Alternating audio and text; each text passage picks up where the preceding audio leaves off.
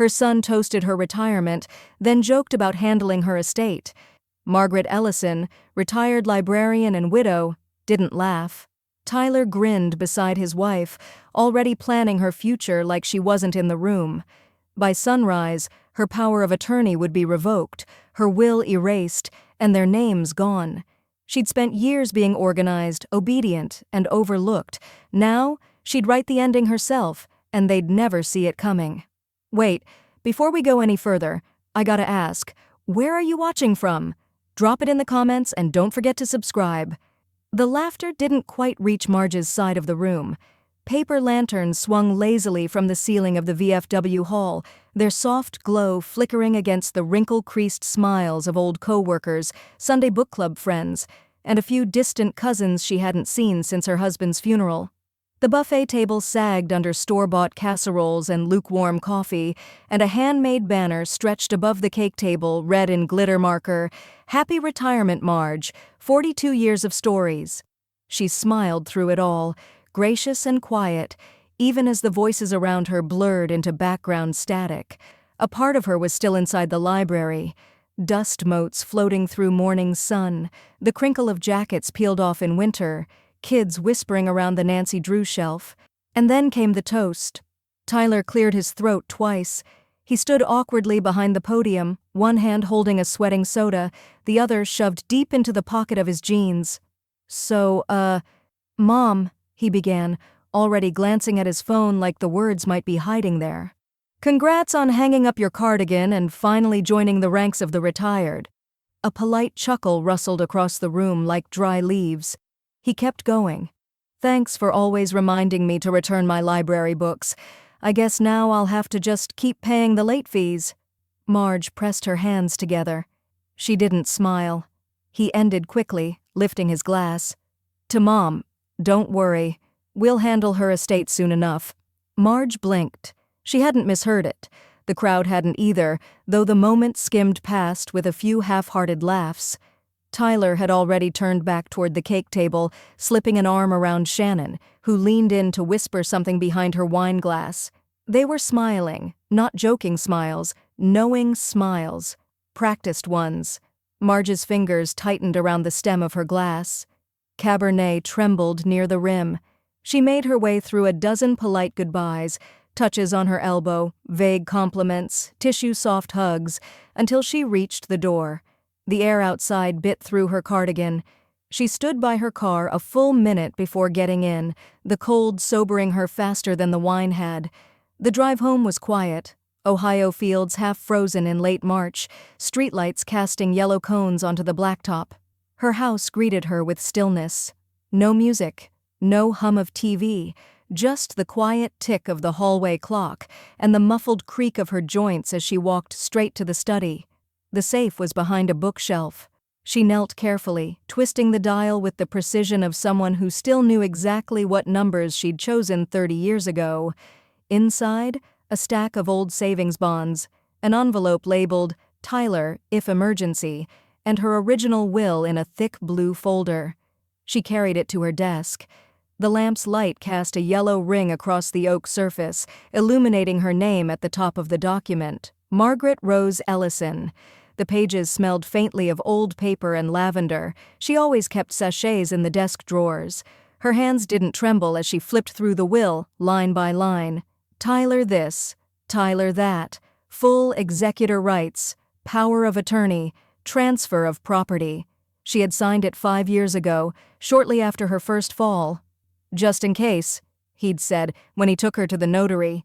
He'd used the phrase like it was kindness, but tonight his words at the podium hadn't been kindness.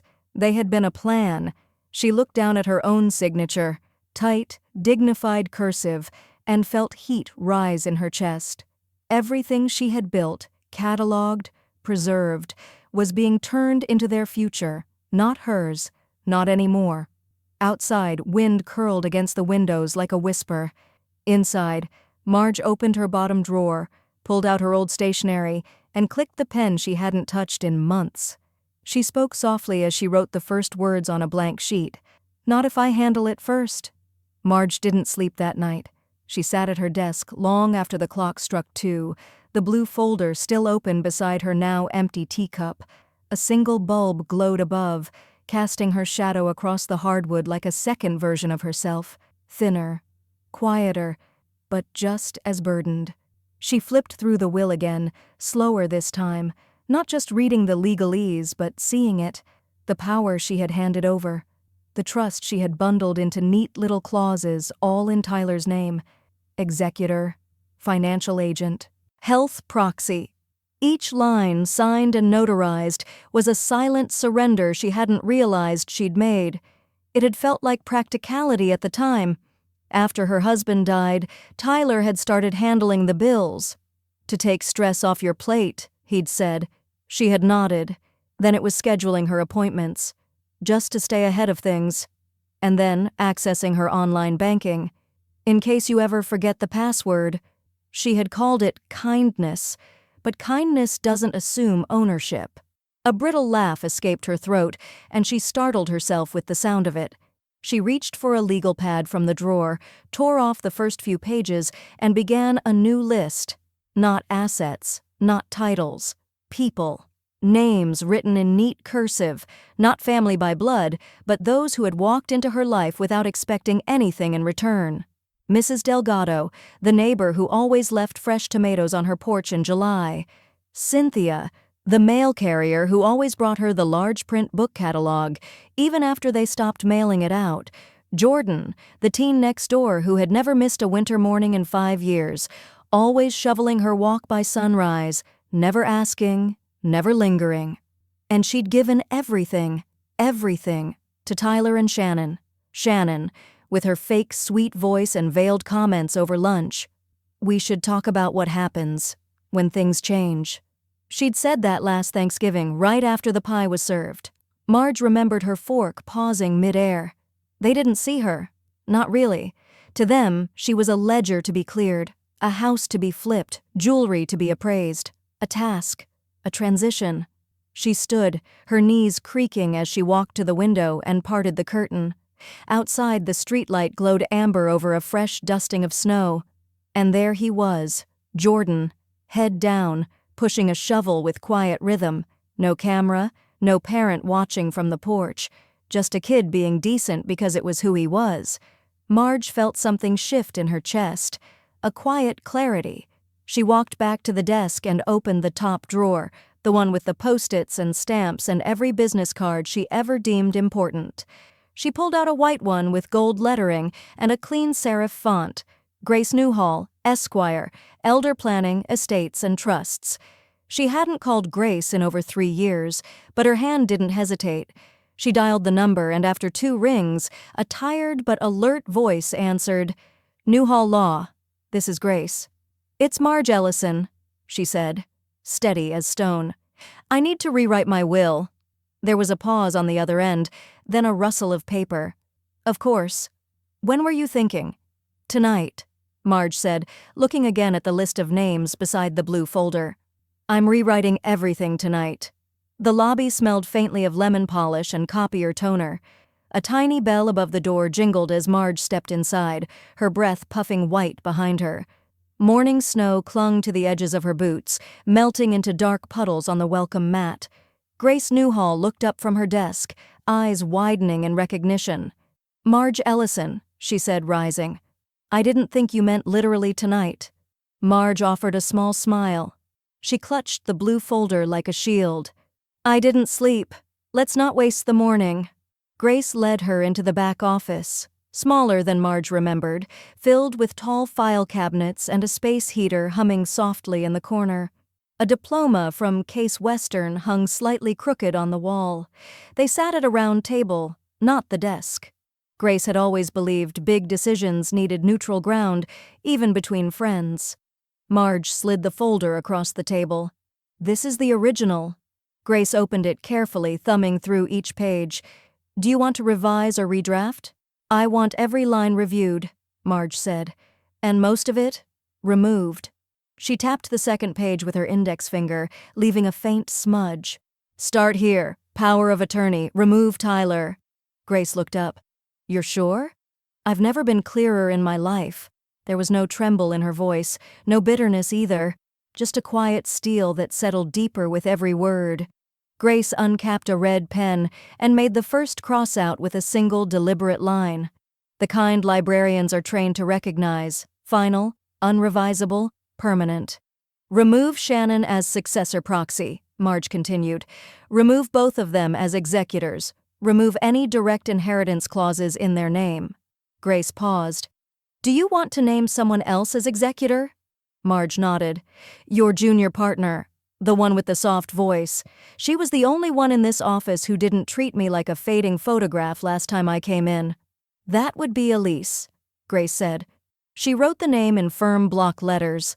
Marge's fingers ran along the edge of the table. The house goes into a trust. No single heir.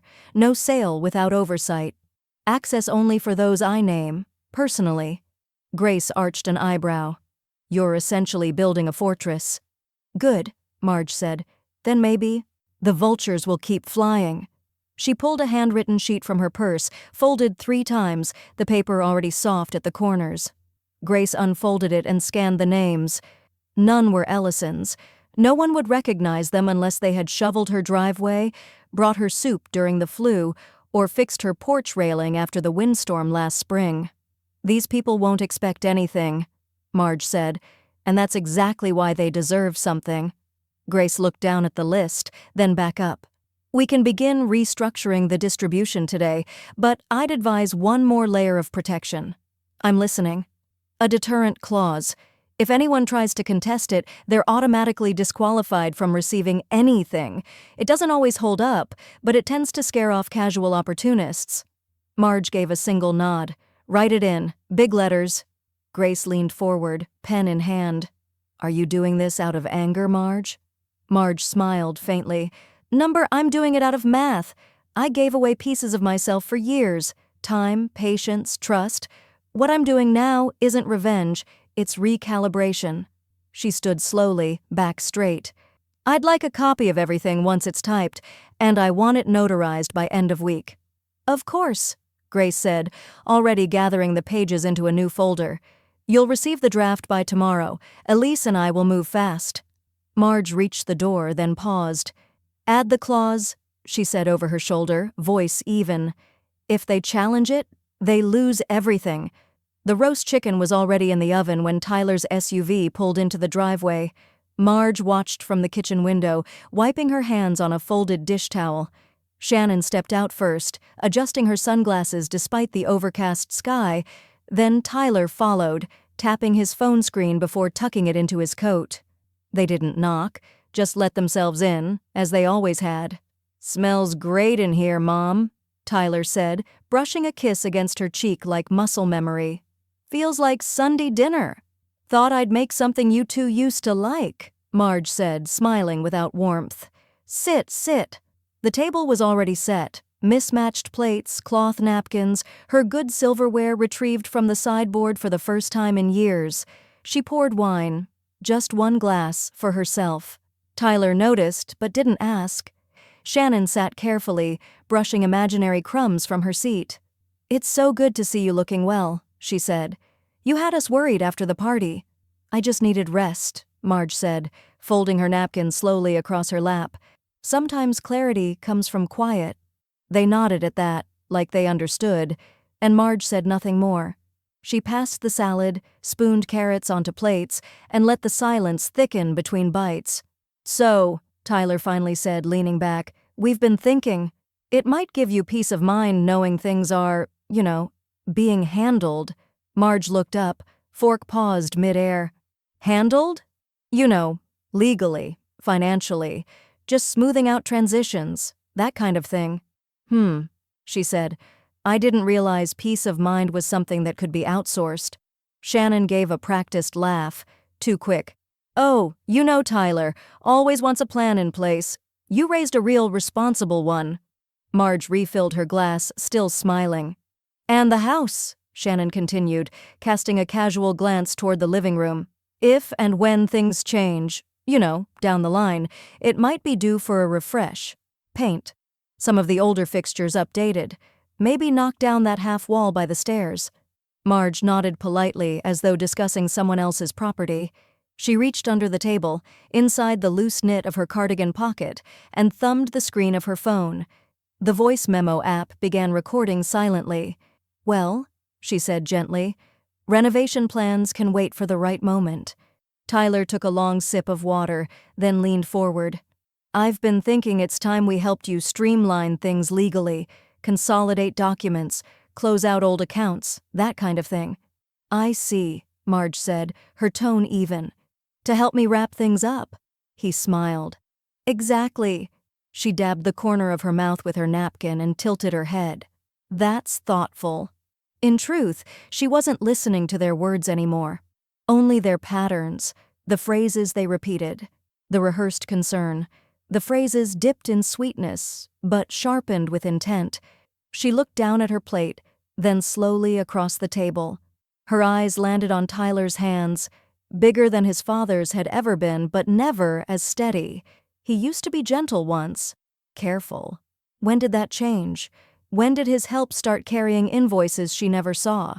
As Shannon reached for more wine, Marge pressed her thumb again. The recording ended with a soft vibration. Later that evening, after they left with hugs and leftover cake packed in foil, Marge returned to her desk. She plugged in her phone, labeled the file with care, and dragged it into the locked estate folder on her desktop. Entitlement.mp3. The name fit like a glove. She watched the upload bar complete, then double-clicked it to check the audio. Tyler's voice filled the speakers, clear and confident. "Give you peace of mind knowing things are being handled." Handled. Marge closed the laptop. The wind outside picked up, rattling the leafless branches against the window pane. Her phone buzzed, a message from Grace. The subject line read, "Draft ready for review." She let it sit. The doorbell rang again. She opened it to find Tyler back on the porch, alone now. He smiled, holding a folder. "Forgot this. Thought we could go over some legal stuff while it's still fresh." Marge stepped aside just enough to be polite, but not inviting. She took the folder, flipped it open, saw pre-filled financial forms inside. Then, softly but firmly, she said, "It's already handled, Tyler." The draft arrived in a sealed manila envelope, thick with potential. Marge sat at her kitchen table, sunlight slanting across her reading glasses, the hum of the refrigerator the only sound. Her hands were steady as she peeled back the flap, revealing 30 crisp pages of language, structured, binding, final. She didn't skim. Line by line, she read it aloud, softly, to herself. Some phrases still stung, "Hereby revokes all previous documents," while others landed with the weight of absolution. She took her red pen, the same kind she'd used during decades of catalog corrections, and marked 3 names in the margin, neatly under the heading, "Specific Bequests." The Ellison family Bible, which had survived 2 floods and 1 house fire, was now going to the public library's archive, not because of its value, but because she'd once found her grandmother's pressed lilac between its pages and someone else, someone quiet and reverent, might find it again. Her vintage tea set, a gift from her mother-in-law that Shannon had always eyed like a price tag, was now designated for Cynthia, the mail carrier. "For service beyond duty," Marge wrote beside it.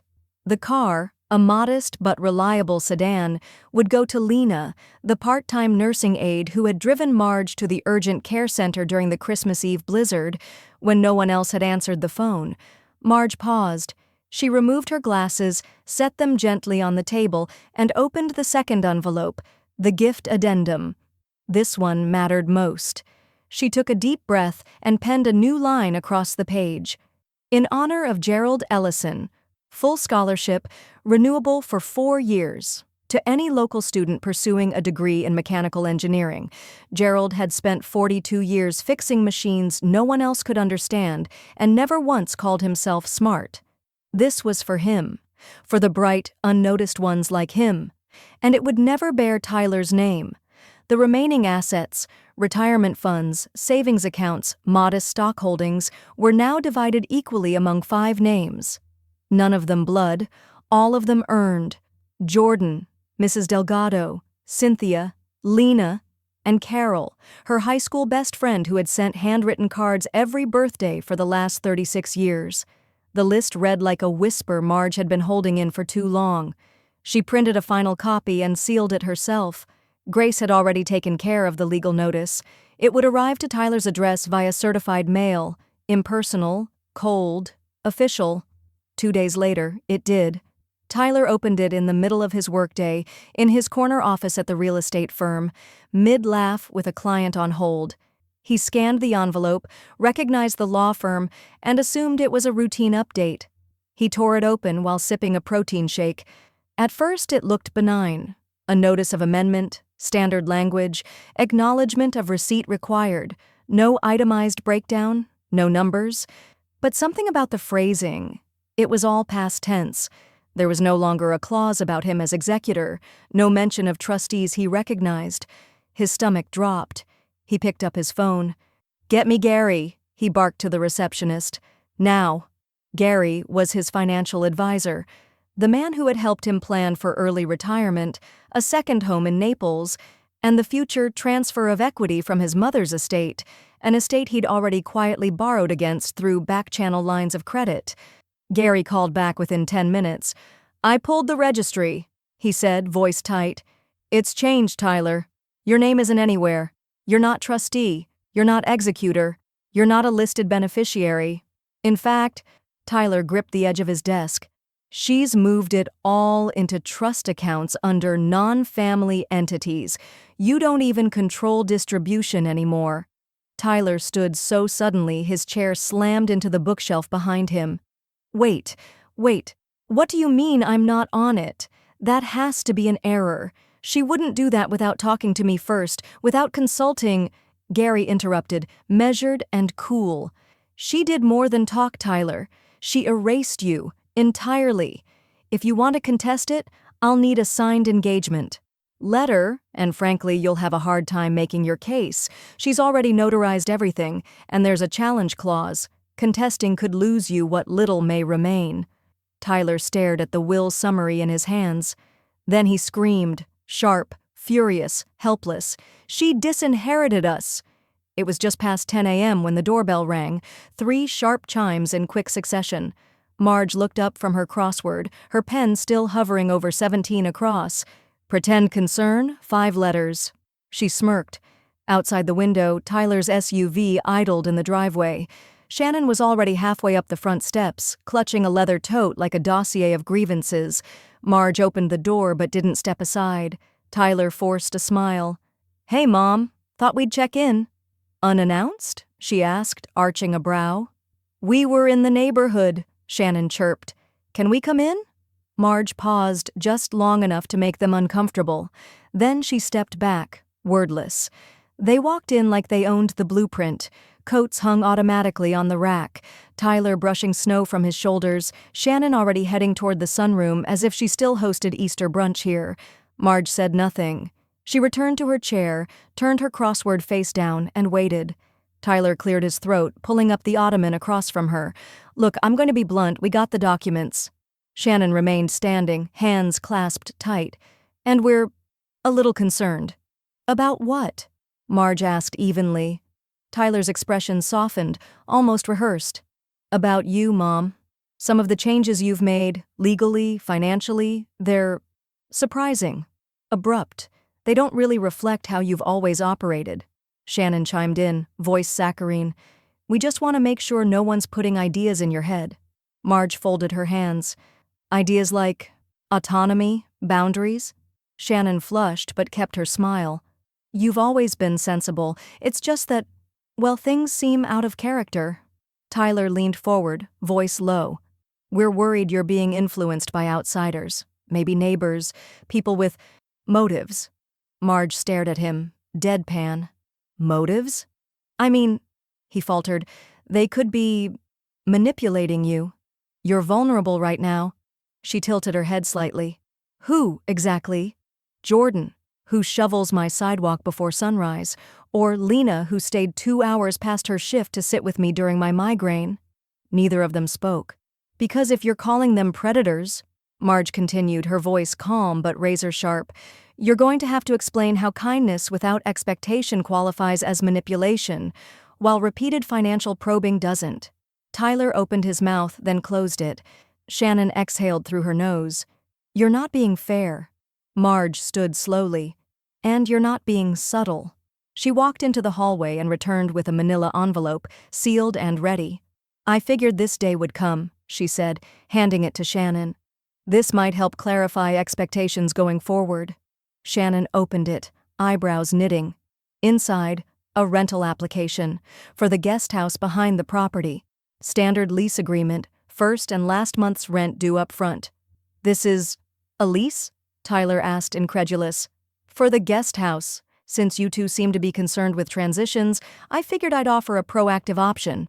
"You want us to pay to stay in the guest house?" Shannon sputtered. "I want you to stop assuming it's yours." Tyler's face darkened. "You're not thinking straight." Marge raised an eyebrow. "I'm thinking more clearly than I have in years." Shannon's voice dropped. "This is cruel." "No," Marge said, moving past them toward the kitchen. "Cruel is saying you'll handle someone's estate while they're still alive." She opened the fridge, pulled out a Tupperware, and began spooning soup into a bowl like the conversation had expired. Tyler was the first to speak. "You'll regret this." She didn't turn around. "Make sure the door locks behind you." The front door opened. Closed. Tires crunched down the drive. Marge stirred her soup, set the spoon down, and picked up her phone. She tapped out a single message to Grace. "Initiate property transfer phase." The sign went up on a Tuesday morning. White post, blue border, bold red letters, "For sale," with Marge's realtor's name printed in elegant serif below. The kind of sign that usually meant retirement was complete, final, and tidy. But this one sent ripples. By noon, 3 neighbors had texted her. "Everything okay? Downsizing? Where are you going?" Marge answered, each with a variation of the truth. "Just turning a page." Across the street, Mrs. Delgado stood in her driveway, a bag of groceries dangling from one hand. Marge waved from her porch. Mrs. Delgado hesitated, then waved back, but slower. Word had started to travel. The house had been in the Ellison name for nearly 40 years. Tyler was supposed to inherit it, everyone assumed. Everyone, that is, except Marge. She closed the front door behind her and returned to her laptop. On the screen was a finalized PDF, Transfer of Contingent Ownership, Habitat for Hearth, Ohio Division. The housing nonprofit had reviewed her property. If the closing went through, it would bypass resale and become a transitional home for low-income seniors. No heirs, no flipping, no legacy of entitlement. Marge signed the e-doc with a precise digital signature and clicked Submit. That same afternoon, Shannon called, twice, then texted, "The sign? You're selling the house?" Marge let it sit. 5 minutes later, Tyler called. "Marge," he began, skipping any pleasantries, "this is not rational. You're making impulsive decisions. I know things have been tense, but let's talk this through." "Everything is already in motion," she replied, "and I'm quite at peace with it. You didn't even give us the chance to make an offer." "You never asked," she said. "You just assumed." That night, her realtor, Diane, a no-nonsense former teacher who now negotiated property lines like they were academic boundaries, called with an odd update. "Got an email inquiry," Diane said, "asking if we'd consider an early sale to a related party before public listing. Said their last name was Ellison, but the sender's name didn't match. Sounded off." "Decline," Marge said, "and flag any future communication with the Ellison name as restricted." "Understood." 2 days later, a letter arrived by courier. It was typed. Legalese. From a firm Tyler occasionally name-dropped. The content was clear. A request for temporary injunction against the sale of the property, citing concerns over Marge's recent behavioral decline and cognitive deterioration. Marge read the entire thing with her tea. Then she walked to her file cabinet, pulled out an envelope already labeled Capacity Docs, and emailed a scanned copy of its contents to her lawyer and her realtor. Included was a notarized letter from her physician, dated just last week. "Client is of sound mind and judgment, exhibits no signs of cognitive impairment, capable of managing her affairs. Beneath it, a psychiatric evaluation report confirming the same. By the end of the day, the court had dismissed the injunction. Public records now included her mental health verification attached to the property file. Any future accusations would appear retaliatory. Still, Marge couldn't shake the feeling that it wasn't over. Not with them. Not yet. That night, she walked the perimeter of her yard. Habit, more than need. The air was still, crisp with the promise of March's end. A motion sensor flicked on as she neared the back patio. And that's when she saw it. Movement. Just a shadow near the detached garage. She stepped behind the garden arch quietly and peered between the hedges. Shannon, in black leggings and a gray hoodie, phone in hand, camera lens glinting under the light. She was crouched low, pointing it toward the office window. Marge moved quickly but without panic. She unlocked the side gate and stepped into the beam of the porch light. "Evening, Shannon." The younger woman froze. "Didn't expect to see you back so soon," Marge added. Shannon straightened slowly, stammering. I was just checking." "On what exactly?" Marge asked, her voice cold as steel. "The floor plan? The foundation? Or the contents of my desk?" Before Shannon could answer, red and blue lights washed across the fence. Marge turned her head calmly as the patrol car rolled to a stop. She'd set the motion sensor to trigger an alert, and asked the officer 2 blocks over to swing by if anything looked suspicious during the transition period. Shannon's mouth dropped open as the officer stepped out. "Is there a problem here, ma'am?" he asked Marge. She nodded toward Shannon. "Yes," she said softly. "She's trespassing." The envelope arrived in a thick FedEx sleeve, urgent, overnighted, and signed for before Marge even finished her coffee. She didn't need to open it to know what it was. She could feel the desperation pulsing through the seal. Still, she slid it open with her letter opener, the same one Gerald had given her their first Christmas in this house. The blade glinted as she slid the papers out. Emergency petition for conservatorship, filed by Tyler Ellison. She read the accusations slowly. Cognitive decline, decision-making impairment, undue influence by non-family parties, inability to manage financial assets in best interest of self or potential heirs. Below it, a request for immediate control of her financial, legal, and medical authority. No hearing, no discussion, just a quiet coup in ink. She stared at the words without blinking, then folded the document in half and laid it on the table beside her toast. Then she picked up her phone and called Grace. "He filed it," Marge said, "just like we thought." "Then it's time to burn their narrative down," Grace replied. 3 hours later, Marge sat in front of her laptop wearing a navy blue sweater, hair neatly brushed, a soft lapel microphone clipped to her collar. Elise, Grace's junior partner, adjusted the camera from across the desk. "Ready when you are," Elise said gently. Marge took a breath and looked directly into the lens. Her voice was clear, composed, unwavering. "My name is Margaret Rose Ellison. I am 74 years old. I am of sound mind, independent judgment, and I have chosen, freely and without coercion, to make changes to my legal estate. I understand those changes. I welcome them, and I will not be reversed by force, fiction, or family." Click. Saved. Time-stamped. Uploaded. The next day, Grace submitted the affidavit packet, 3 notarized letters from doctors, a psychiatric assessment, and the video testimony, to the probate court. By Friday, the petition had been thrown out with prejudice. The phrase alone landed like an anchor.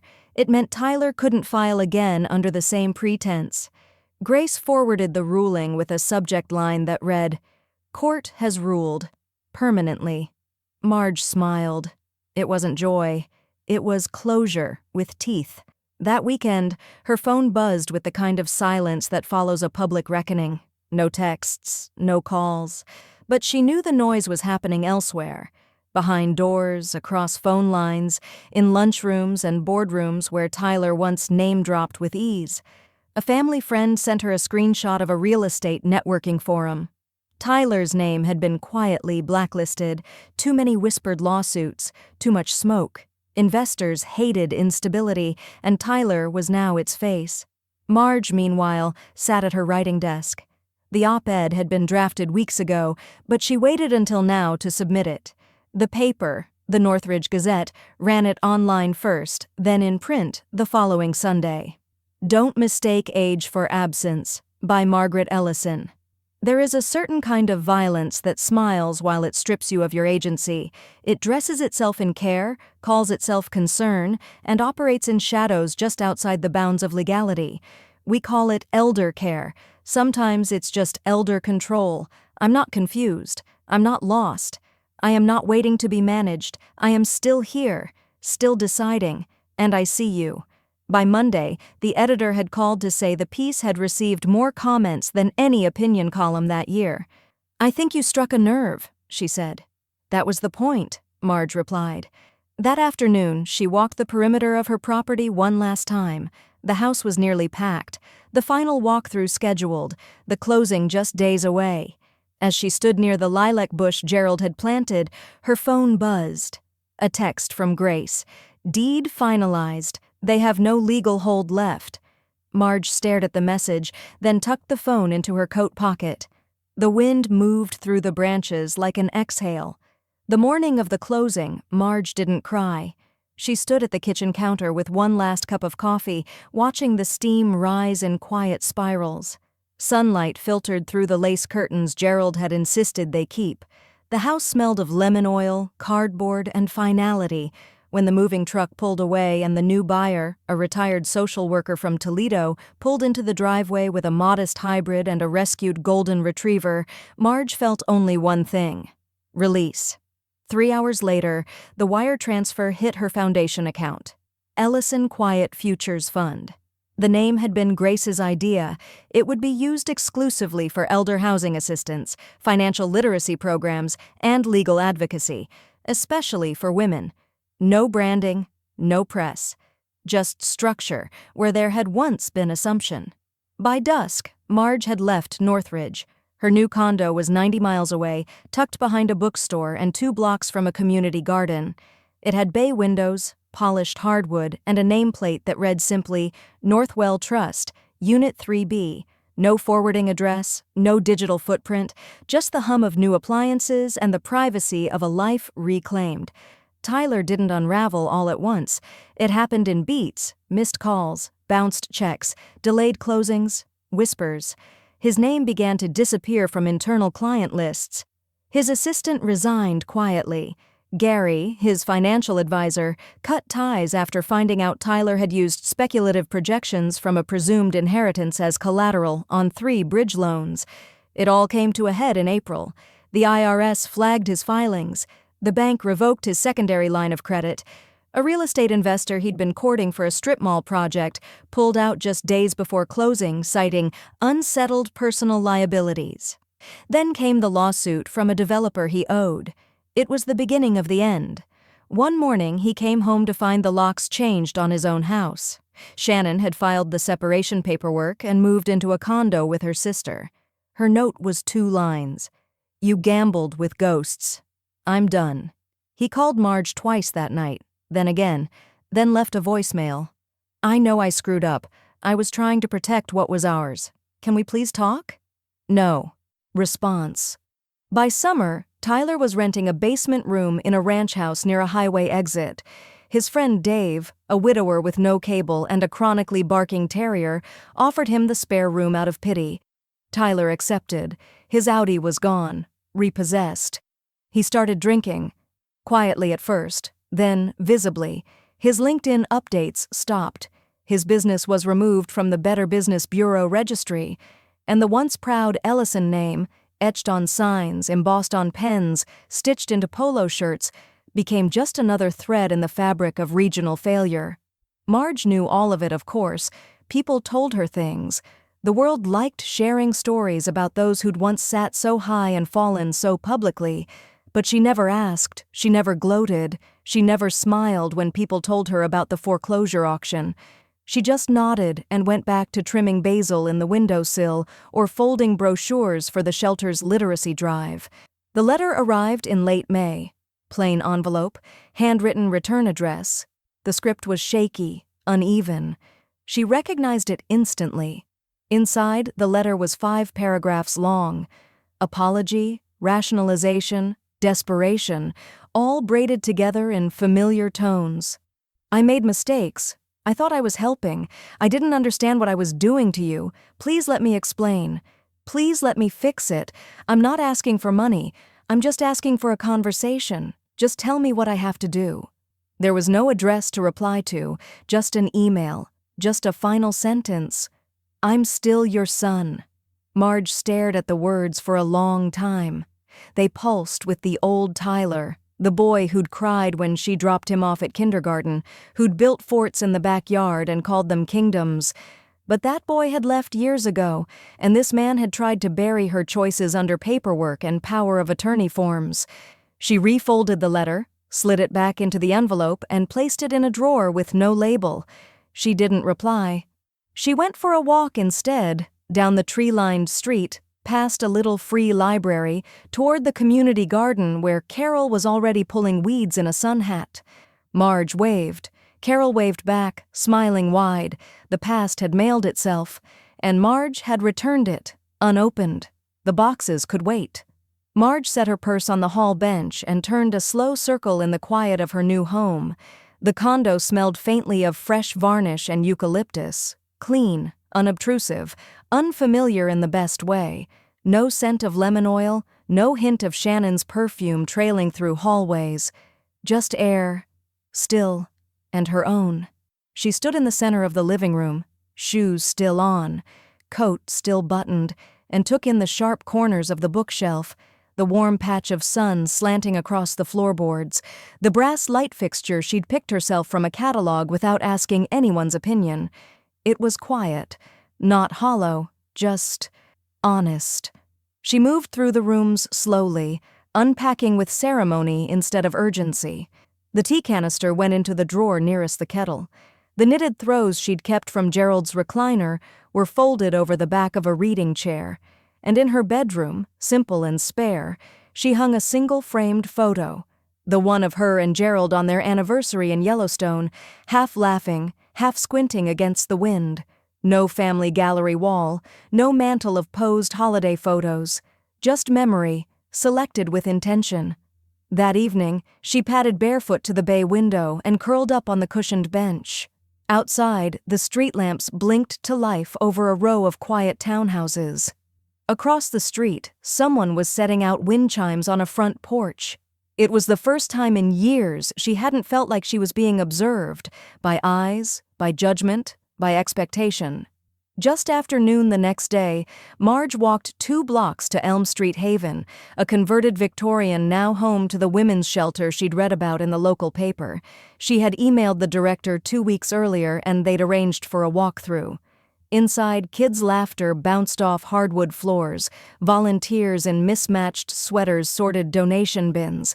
A woman with tired eyes and a warm smile handed Marge a clipboard and said, "We've got space for anyone who doesn't ask too many questions and shows up when they say they will." "I like to show up," Marge replied and meant it. She started small, organizing the pantry, labeling shelves in the donated clothing closet, teaching a Saturday morning budgeting class called Dollars and Dignity to women with everything to rebuild and nothing to prove. She came home tired but fuller than she had in a long time. It was there that she first mentioned the Ellison Quiet Futures Fund. Quietly, carefully. Tessa, the shelter's director, took the information, asked no questions, and 3 weeks later began using it to cover rent deposits for mothers leaving abusive partners. No gala, no plaque, just action. And then there was Carol. Her door was directly across the hall, and the first thing Marge saw when she stepped out to get her mail on moving day was Carol's unmistakable crown of white curls and the same crooked grin she'd had at 17. "God, you haven't changed," Carol had said, laughing, "except for the better." They picked up as if no time had passed. Tea every Tuesday, crosswords on Sunday mornings. Carol cheated constantly and unapologetically, reading clues aloud with dramatic flair. "You know what 5-letter word means reclaimed after fire?" she asked one morning. Marge sipped her tea. "Phoenix?" "No," Carol said, tapping her pencil. "Marge." They laughed together. But later, when Carol leaned back in her chair, eyes soft, she added, "You're blooming, Marge. I hope they know what they lost." Marge didn't answer at first. She looked out the window instead, where sunlight danced through leaves just starting to green. "They don't," she said finally, "but that's no longer my job." Carol smiled again, slower this time. "Good." They moved on to 27 down in comfortable silence, but inside, something opened in Marge, not in mourning, but in reclamation. Her choices, her space, her timeline. Her name was no longer a hinge others turned. That evening, after Carol left, Marge walked to the bookshelf and pulled out her journal. She hadn't written in weeks, not since the day she folded Tyler's letter away. But tonight, she picked up the pen and began a new entry. She titled it, "Rules I Make Now." The page stayed blank longer than she expected. Marge sat at her desk, her favorite fountain pen resting across her knuckles, the paper crisp and unmarred beneath the lamplight. Outside, dusk had crept up on the windows, the faint silhouette of Carol's potted fern visible in the neighboring glass across the hall. She'd told herself she didn't need to write it, but the ache was still there, dull, knotted. Not about legal battles or bank accounts or betrayed inheritance, but about something far harder to quantify. The loss of a son who had once loved her without terms. She picked up the pen and began, "Tyler, you were kind once. You used to sneak notes into my purse before parent-teacher night. Remember that? Little drawings. I love you," spelled in backward letters. "You cried when Gerald died, but you didn't let me see it. You stood by my side and said, 'We've got this, Mom.' And I believed you. I don't know when helping turned into handling. I don't know when protecting became controlling. But I do know this. It didn't happen overnight. It happened in the quiet, in the assumption, in the way you slowly replaced my choices with your convenience. You told yourself it was for my own good, but it was never about good. It was about grip. You gripped my finances, my name, my voice, and when I pulled it back, you called it erratic." Her hand trembled slightly as she reached for the glass of water beside her. Not from emotion. Her body was simply tired of carrying what her heart had been processing for years. She kept writing, "You are not evil, Tyler, but you are entitled, and entitlement is a cousin to cruelty, whether you recognize it or not. You tried to turn me into paperwork, into property, but I am not a file to be closed. I am not an estate to be handled.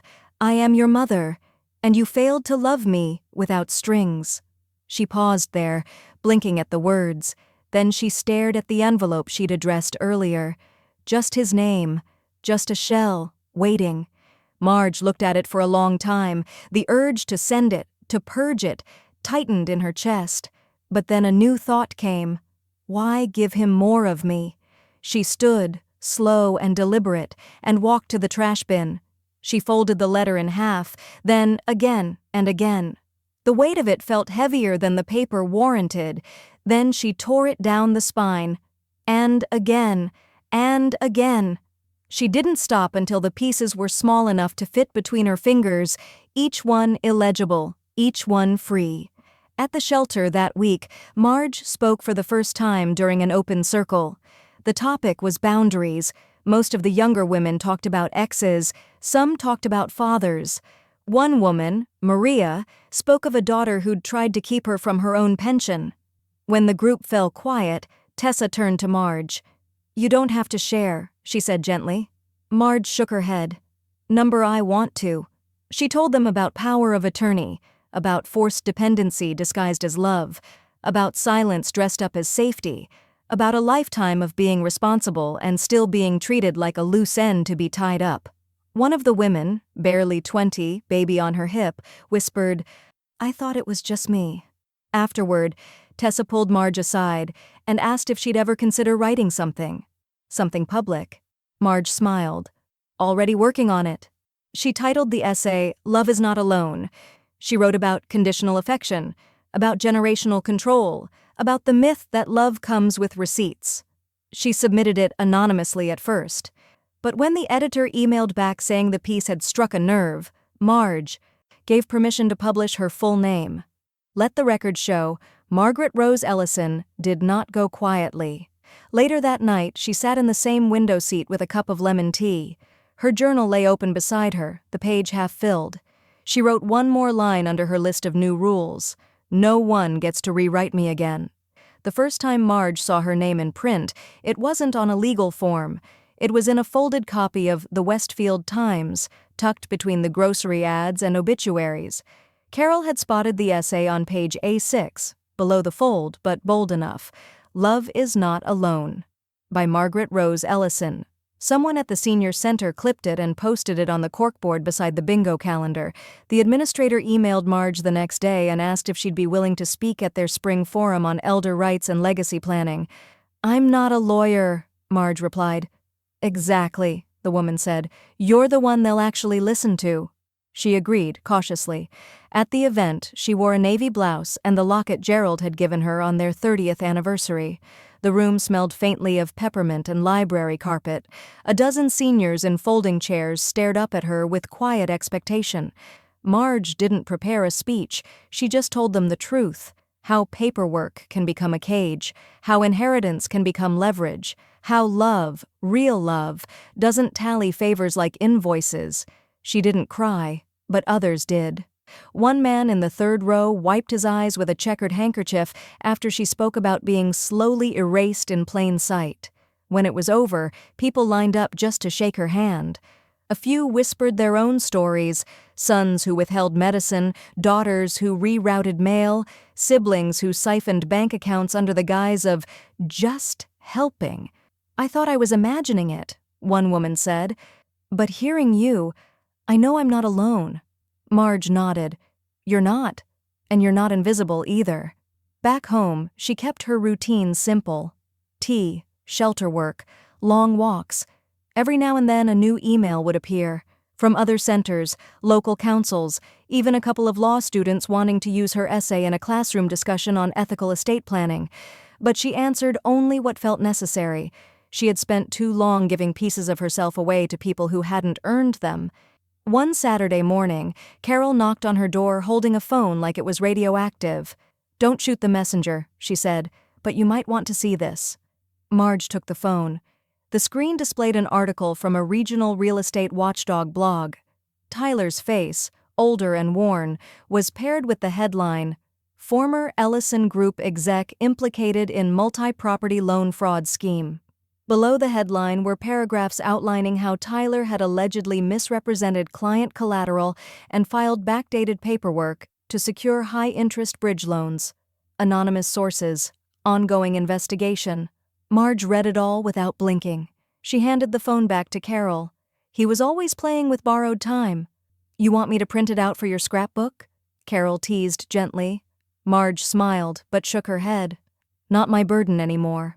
She turned back to the kettle and poured hot water over a chamomile bag, the steam curling in gentle spirals. It was a strange thing, watching someone unravel from a distance, especially someone who'd once wrapped their future around your silence, but she didn't feel triumphant. She felt clean. Later that evening, as the sun slipped below the horizon, her phone rang. Unknown number. She let it ring twice before answering. "Ms. Ellison?" A young, bright voice said. "This is Dana from the American Press Roundtable. We read your essay and we're launching a feature on elder autonomy and legacy abuse. We'd love to interview you, on camera if you're open." Marge looked out the window at the darkening sky. Her teacup sat cooling on the windowsill. Her journal lay closed, peaceful. She smiled, just a little. "Let me think about it," she said. The decision came quietly, like most of the big ones had. It was late afternoon. A gentle rain was tapping on the window, and Marge had just brewed a pot of cinnamon rooibos. Carol sat across the table with a crossword between them, mumbling about 5-letter synonyms for grit. Marge wasn't listening. She was watching her friend's hands, weathered, sure, ink smudged from the pencil, hands that had written her postcards from 4 states, hands that now gardened without gloves and poured tea without spilling, hands that never once tried to take anything from her. That night, Marge opened her will for the last time. The PDF glowed on her laptop like a legal heartbeat. She clicked edit, her fingers surprisingly steady. Under executor, she deleted the placeholder name of the junior partner from Grace's office, and in its place she typed Carolyn Jean Bennett. She stared at the name for a moment, then nodded. It was the only name that had ever felt right. The next day, Grace invited her to the office to finalize the change. The appointment was quiet, unhurried. Grace didn't question her. "You're certain?" she asked only once. "I am," Marge replied. Grace leaned back in her chair and smiled. "You've left more than money, Marge. You've left structure. That's harder." Marge handed over one last document, a codicil she'd written by hand. "Any revenue from press, publication, or media associated with my likeness or life story shall be directed into the Quiet Futures Legal Fund, dedicated to supporting low-income elderly women seeking independence from financial guardianship or undue family pressure." Grace read it twice. "That's going to make some noise," she said. "Let it," Marge replied. Later that week, she packed a modest cardboard box labeled simply Home Archive. Inside were 43 old VHS tapes, 9 camcorder mini-discs, and several USBs, recordings from every family holiday, birthday, school concert, and backyard barbecue. Most had been organized years ago with the intention of giving them to Tyler, but things change. Instead, she scheduled a courier to deliver the archive to the Ohio State Historical Library. The collection would be digitally preserved and made available under a Creative Commons legacy release. She added a note, "For the public record. Let this be more useful to someone than it would have been in a drawer." When she told Carol, her friend just blinked at her, then reached out and took her hand across the table. "You put me in your will," she said, voice catching. "You put me in your life," Marge said gently. "Long before anyone else thought I needed protecting." Carol swiped at her eyes.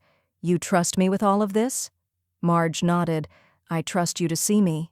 The two of them sat in silence for a moment until Carol sniffed, then grinned.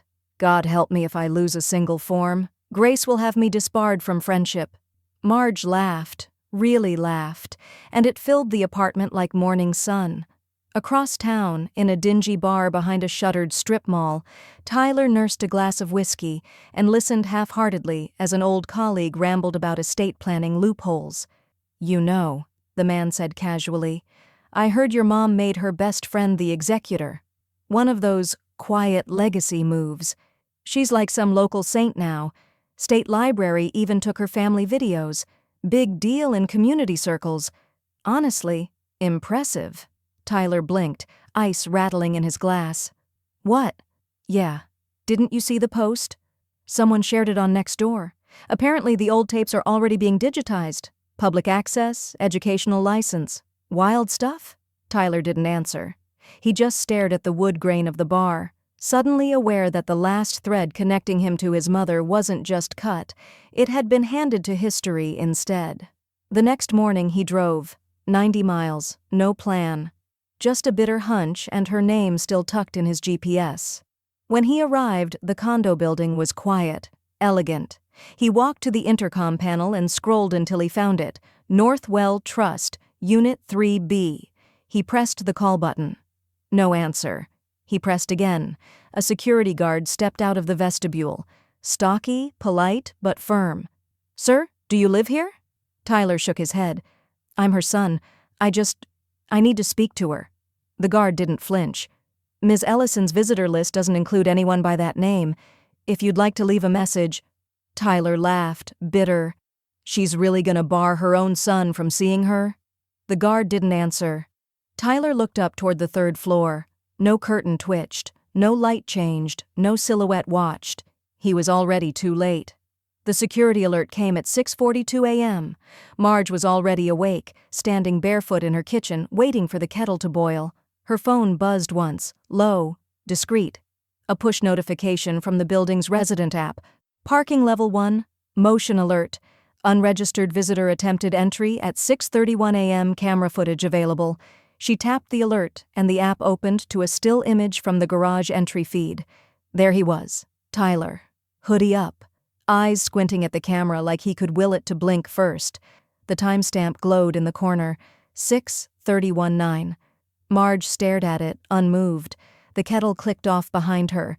She walked it to a slow pour over her mug, watching steam curl above the rim. She didn't zoom in, didn't save the footage, just let the feed play as he stood there for another minute, hands in pockets, gaze restless, waiting for a door that would never unlock. Then she opened her email and forwarded the screenshot to Grace with a single line. "Let's draft the no contact clause today. Preemptively." Grace's reply came within the hour. "Already in progress. Will loop in Carol as witness once docs are ready." Marge set her phone aside and took her tea to the window seat. Outside, the street was waking up, bikes clicking past, a mail truck idling, someone's dog barking into the void like it had a score to settle. With dawn. But inside, everything was still. She didn't feel shaken, not even startled, just affirmed. "Let the cameras roll. I've got nothing to hide." Later that afternoon, Carol came by with a shoebox of old photos labeled The Weird Years. Inside were prints from junior high dances, powder blue prom dresses, awkward perms, and one photo of Marge in a Letterman's jacket that didn't belong to her. "Stole it from Keith Welburn's locker?"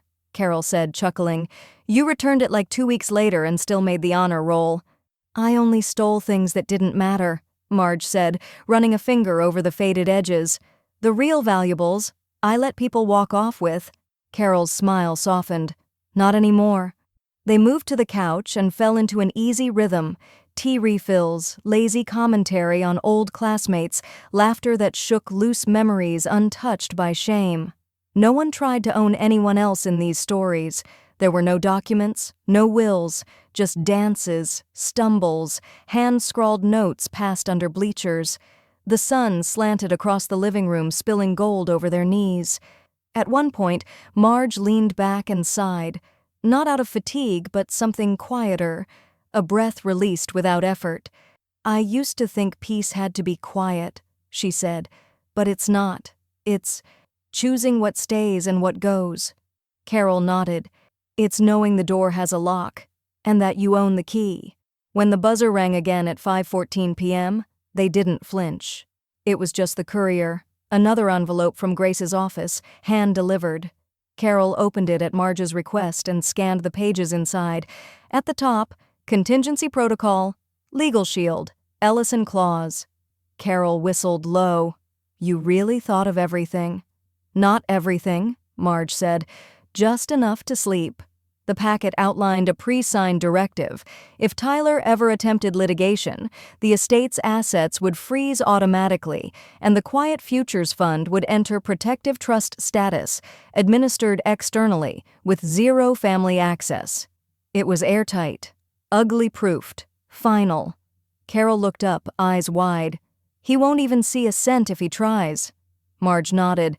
"And every move he makes triggers the opposite of what he wants." They sat in silence as the last of the light filtered out. Then Carol folded the papers, slid them back into the envelope, and said softly, "You didn't just shut the door.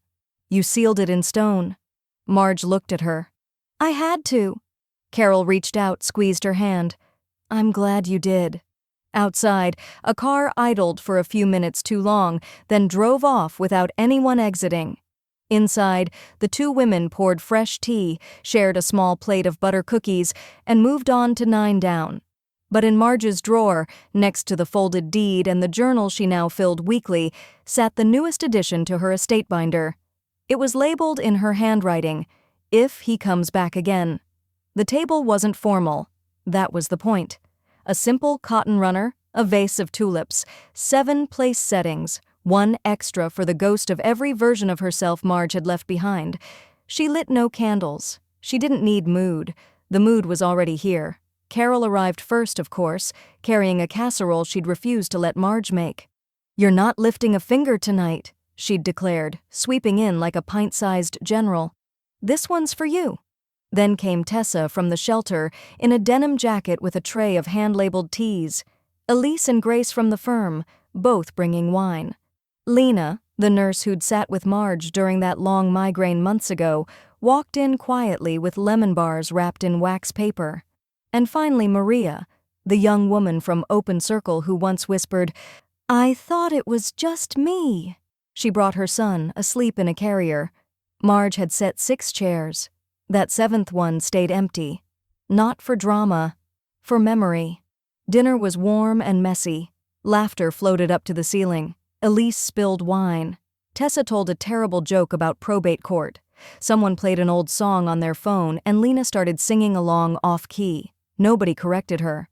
After the plates were cleared, Marge returned with a folder. She held it to her chest for a moment, not for sentiment, but because it felt heavier than its weight. Then she placed it on the table and opened it. "This is the final version," she said, voice steady. "There won't be any edits." The room fell respectfully quiet. Grace looked up, eyes already glistening. "I won't read all the language," Marge continued, "but I'm going to read the list." She slid out the pages and read evenly. "My home and remaining accounts shall transfer to the Quiet Futures Fund upon my passing. Executor authority shall remain with Carolyn Jean Bennett. Any intellectual or media revenue shall fund the Ellison Legal Aid Wing for elder protection, and all personal effects, artifacts, and belongings shall be distributed at the executor's discretion, prioritizing use, not sentiment." She paused, then smiled. "And, finally, those gathered tonight shall be recognized, formally or otherwise, as the witnesses and keepers of this choice, not by obligation but by presence." A beat. Then someone clapped. It started with Maria, then Carol joined, then Lena, then the rest. Soft, awkward, sincere. The kind of applause you give when you're not sure how else to say, "We see you." Carol stood and lifted her glass. "To chosen family," she said, her voice catching. Marge raised hers in reply. "And chosen endings." They clinked glasses, water, wine, ginger ale, whatever was in reach. It didn't matter. What mattered was the circle it formed. Later, as the night thinned out and people trickled toward coats and thank yous, Marge handed around a single piece of cardstock. On it, 6 signature lines, no legal authority, no notary, just names, in pen, beneath the heading, affirmed, this was her will, and we were there. They each signed, one by one. Tessa added a heart next to hers. Elise drew an accidental ink blot and apologized. Carol circled her own name like a kid turning in a test. When it was done, Marge tucked it into the folder. The laughter died down. The dishes remained undone. And the room stayed full in a way she hadn't known a home could feel, like nothing needed guarding anymore. She walked to the balcony as the last goodbyes echoed in the hallway. The city beyond her was small and quiet. Porch lights flickered. Wind moved gently through treetops. In someone's open window, a television played softly, something about spring storms and warm fronts on the way. Marge held the folder to her chest one last time. Then she exhaled, deep and slow, not out of fatigue, but out of fulfillment. Behind her, no shadows left. Ahead, no debt owed, only air, still and her own.